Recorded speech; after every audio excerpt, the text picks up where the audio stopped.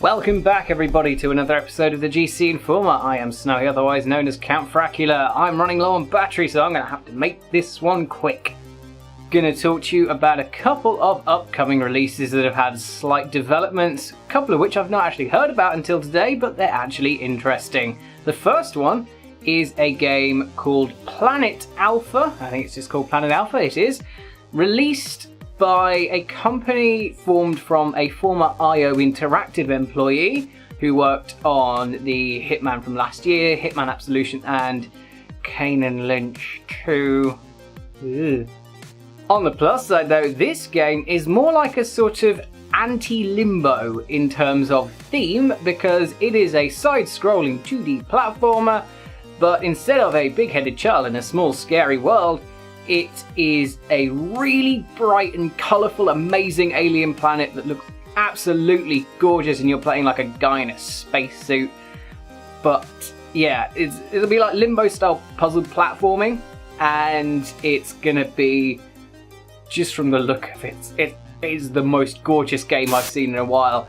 And really looking forward to it now. I didn't even know it existed until today, but the recent development around it is that it is now being published by Team 17, the people behind the Worms games. So, not bad. It's got a decent bit of money behind it now, because Team 17 do quite a few games. They did Toy Box Turbos as well not too long ago, if I remember rightly. That's a very good game, which I can't get running on my computer because of resolution things.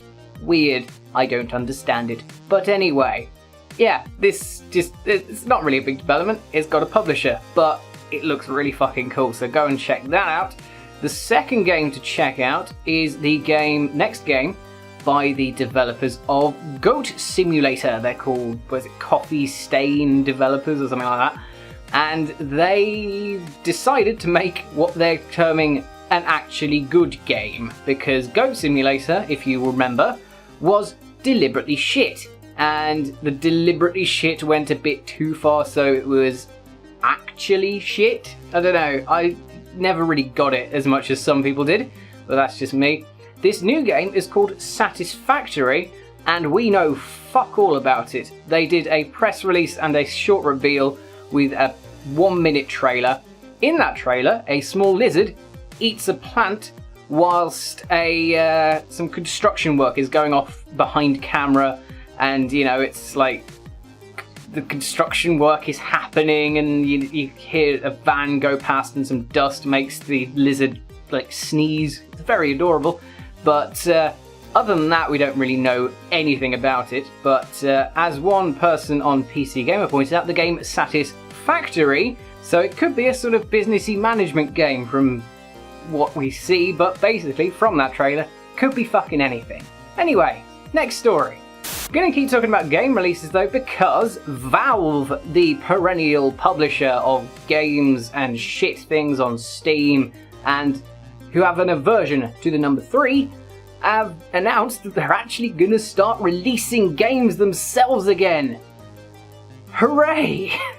This comes directly from Gabe Newell, who said in a recent press interview that apart from the sort of Dota 2 card game that they're making, Valve are actually going to be getting back into the game development and publishing business this year.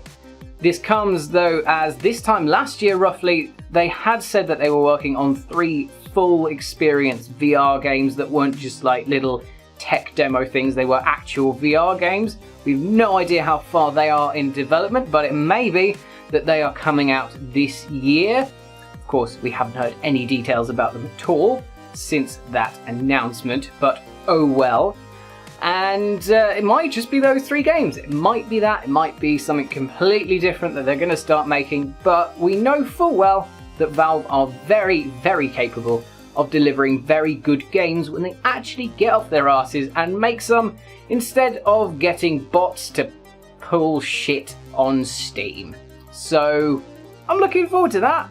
I really hope that they actually publish some games and make some good stuff again. Get some good graces back in the public eye, because let's be honest, they've lost a little bit of that in the last few years. that brings us to the end of another GameCast Informer. I hope you enjoyed it. If you did, give us a like, subscribe, or a share, whatever you fancy. Our social links are down in the description.